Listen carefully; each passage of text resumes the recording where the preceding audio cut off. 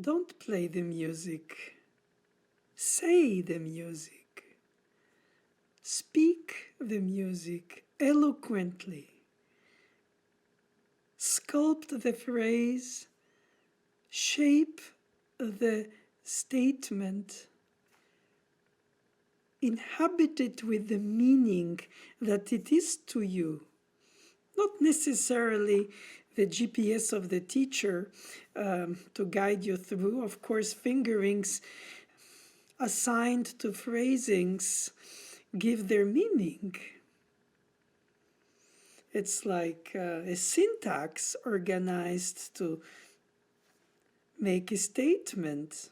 Perhaps the purpose of it is to open the question, not necessarily give an answer in your performance. But the fact that you don't have to deal with the pitch as a pianist, you don't have to deal with the ensemble when you play most of the time alone, means that you have to deal with the inner world of the symphonic, quartet, operatic, polyphonic, and all kinds of textures which are vehicles, not endings by themselves, for the statement that you think, therefore, you mean when you say the piece that you play.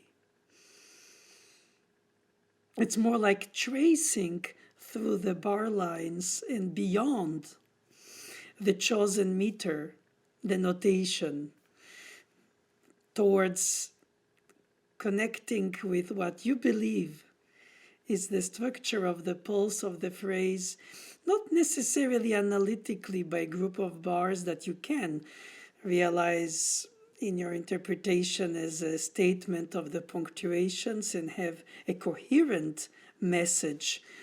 But that is pedagogically sound.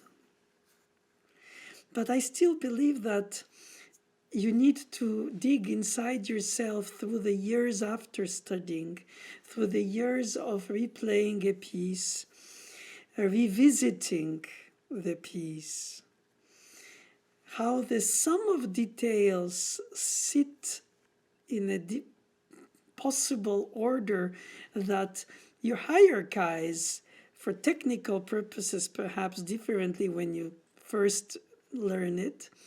And there is the memorization, there is the technical complexities that are inherent to your individual hand, and the management of the weight, the management of the tension and release of the musical expression, as well as for the wrist and the arm, so that you can last through the marathon of the structure of the piece, whichever it is. So when you revisit it, you see many aspects that, okay, you might have solved, perhaps by playing other pieces since then. And so retroactively, they solve what was a hurdle. And then in your memory, this hurdle was big. It's like revisiting a childhood place when you're adult. It looks so small, but in your memory is very big. So the complexity of the awareness of the scope of what you have to do when you play a piece intuitively as a young person, and perhaps more analytically by learning how to approach it, to think it, to practice it, to organize it basically in your statement once you play through the day of the given jury exam recital, concert, or just run through, where the transitions define more than the thematic materials, how you organize your thoughts or what you value in the statement that you say. You trace, therefore, through the score, a statement that appears to be your own, at least in an appropriation for you of this text that is universal to us all of us, from before and after us. And we take the substract of the fruit, which meant so much to so many, and differently from each other, even if some consider with age that one's own way is the right way, or the one way one inherited from one's teachers is the way. And it's like parents, you could very well admire by example or by statement of example how to behave yourself, or then by rejecting the way you are taught to do, to think, to organize.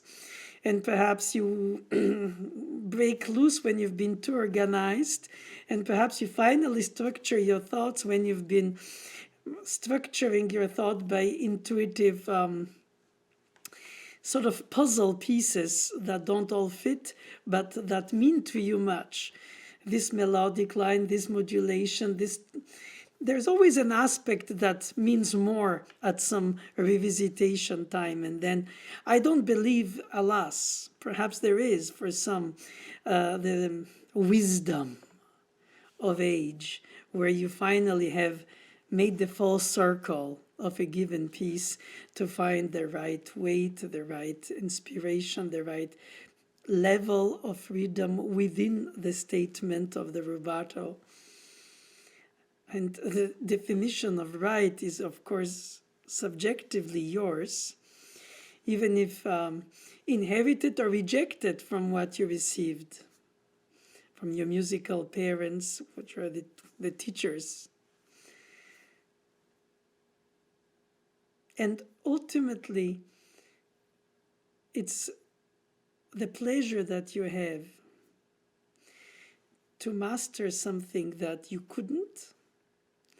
But beyond the making is the meaning that you can convey. Not necessarily the one that you were taught, not necessarily the one that you admired in those who don't teach, and who present you the ready-made beauties of their uniqueness, artistic, personal, necessarily not copyable or even possibly imitable, but in aspects only. It's perhaps the visible part of the iceberg. But that is not the purpose. The purpose is to say, hey, I love what it means to you, but not to me. And of course, in an asymmetrical teacher-student situation, you don't have that distance. And with the piece, for revisiting it not so often yet as the teacher does by essence, or because of the fact that you want either to reach some level of aesthetics that you like, or that perhaps you like in the teacher's playing, or through the teacher in some other performers. And that is what a teacher is supposed to help you, is become yourself in the piece. Not pretending you composed it, because that's pretentious, but I still think that there is room for expression of yourself with the culture and with the education and with the refinement of your awareness of the style and the genre,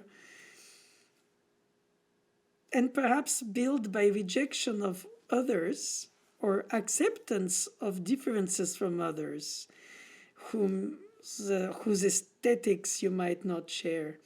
These are very complex things. It's not straight through like only of course, necessarily to play the piano, craftsmanship, how to handle it, literally, how to sculpt the sound, how to organize the hand for each of the demands of the texture, comfortable or not, pianistic or not pianistic, it doesn't matter. It's whatever the composer chose. If you choose to play as the composer wrote, and then you could write your own. And I encourage everybody to do so. not necessarily on top of the piece, but separately. But within the piece, you can express yourself, sculpting your own storytelling. It has to mean to you in order to mean universally to those who hear you. Of course, you have the categories in the audience who don't know the piece. And then you have the categories who have known the piece, either because they tried it as amateurs or before they gave up an instrument, perhaps that very same piece. Or then those who hear it from many sources of interpretation because of the sort of music-loving aspect of their personality. So at different levels of awareness, of hearing, of details, of general aesthetic comprehension, it's difficult to hope to convey a conviction for each and to all who sit together to listen to you when you play, or individually when they watch a recording or hear a recording of yours. But nevertheless, at some level, those who don't know the piece and don't know what to expect from the style, the genre, and therefore the details of the texture, because perhaps inner voicing is overlooked, never even perhaps discovered, perhaps not necessary to bring out either once is aware of it. You have to make some choices, like painters do, within the frame. You cannot just paint everything. And perhaps it's an educated or intuitive choice to bring this or that, more and less, too much, not enough. And besides, generally, one is never content the way it comes out compared to how it's planned. But that's because on the piano we always play different instruments and never satisfied with the instrument for our intention, because our technique to control the touch doesn't allow to be in charge of all the details we idealize in the way we would like it to be presented. But you deal with the unexpected and the way it is. I think enthusiasm and jubilation are part of the stage fright. Not that you're afraid of messing up what you practiced, but you cannot practice like you play, and you cannot play like you practice. It seems to me like to play in front of an audience is to experiment the piece anew. In other words, you learn the full circle of it, from the notes to from memory, and you rehearsed it so many times to hope to go through the structure without too much hurdle trouble. But what is left, it's a perfume, and the piece itself creates its magic, almost like perhaps magic is a little bit of a cheesy word. I would say it's afterthought, aftertaste, that it's left intellectually or emotionally, in both obviously as well, for the listener, associated to the way you presented it.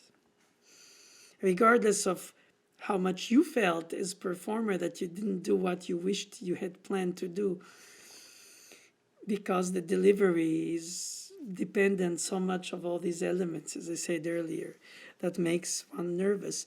And so once you accept on stage that this is what it is, this is the day, the moment, it's not necessarily the last one, hopefully, but it's the only one for the moment. It's like life. You don't know when it starts, and, well, you're aware of it once it's already on the track of you don't know till when. And so you sort of make sense of it for the purpose that you see of yourself in it, to others, to yourself, to those before you and to those after you. And so in performance, of course, you know the pieces end before you start. It's not improvised where it's open-ended. But you go through the storytelling as if you, as artists do, as actors do, as opera singers do. They go through the startling, the death, the whatever of the character's situation goes on. And so I think that therefore stage fright is to be accepted, to become a friend, not an enemy who bites or who reduces your capacity to express yourself by fear to be scrutinized or feeling uncomfortable, to be exposed in your vulnerabilities in front of an audience, regardless if you think they know or they don't know the piece. You play it for the piece, for the composer's piece, for what it means to you, and therefore that's when you're most convincing universally. But it's true that in the delivery, that element of the fear of not doing as we practiced is in fact to be accepted, that the unexpected will happen, and then every note is representing all of your life's stream towards it. Not that you give the same intensity of importance to each note. The pedaling can add a vibrato imitation of a string instrument. The harmonic aspect can prevail. The melodic line, this decay, can not always carry. And when you listen to recordings, sometimes with the electronic enhancements, they sound so much more than real, perhaps supernatural and very appealing, and it doesn't come out the way you hear it. Besides, the pianist is sitting in the worst place for the sound projection for the audience, because it projects from the back side of the piano to the audience, and you're just having the audience in your side vision. But where you sit with a stand up, it's even worse. But even with a stand down, you don't hear but an echo of what you produce. And you feel like you don't project enough, or you don't have a big sound enough, not only in volume, but in density, in jubilance, in sharpness, in whatever you would like it to think that it should be, and that you aim towards. And you're not sure if it goes through. And the rehearsal might have gone well in an empty hall. If it's full, the audience absorbs the sound. You feel it's drier, then you feel you put more weight, and then all of a sudden, then you derail the precision, because you cannot play precise and fast, and the shiftings and whatever it takes with more weight. It's just like a temporary horseman or horsewoman and the horse, compared to a violinist or a flutist who live with their embouchure, who live with their instrument that they bring with them to the acoustics of the acoustic place, wherever. Here we accept a temporary Uber to be our race car, but it's a temporary instrument. But even if it's good, and thankfully often it can be, it's what it is. And you don't have time on it, and you not feel comfortable like as if it was your own.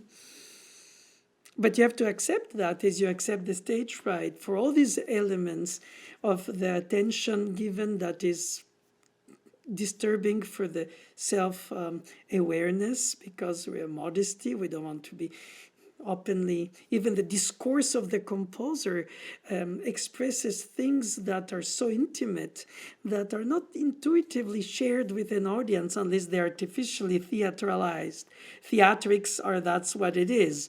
You overstate, you don't whisper, sometimes because of the size of the hall or what you're told to do. So until you find the alchemy between intimacy, details, whole, jubilation, acceptance, awareness, thinking ahead for the construction of your technical muscular memory suite of events, while you listen to it as if you're your own listener. Wow. To be in and at the same time be above, while the details are done by your practiced muscular memory repetitivity. That's the ideal world. It doesn't always happen, or it happens by sparks. Perhaps during a few minutes, all of a sudden, everything is aligned and it goes like you always wanted it to be. And you're not really aware if it goes as well as you imagine it, but that's how you feel it on the spot. And it's important to not too much reflect while you do, because you can always do after recording or hearing the recording that you would have made. And then next performance, you remember that that is the way to take this or that turn wiser, with more wisdom. But perhaps it's not necessarily the best way to be only wise, is to be spontaneous, to be yourself. And of course, nothing teaches you the awareness of how to deliver the piece than delivering it often and often through your life, with the revisiting elements of the awareness or the depth, or perhaps the bottomless depth of what specific pieces keep on giving, and that you start hearing combinations that you didn't hear when you practiced it first, of sounds, of voicings, of basically it reveals itself to you as a new piece almost in given circumstances, even if you have lived with it for a long time in your life, and you take it back and you bring it back and then you put it on the side, or you teach it, or you record it, or you perform it. And this is why I find that it's essential to mean it, not just play it for the aesthetic beauty, which is part of it, even if it's harsh, if it's a hard texture, or if it's something very vaporous and very daydreaming, whatever you think it is, regardless if it's the right way to think, compared to how others, even the place is full of people who know how you're supposed to be playing that piece. Well, you're playing it, and that's your turn. You have always plenty of time in your life to rethink it and restate it. But mean it.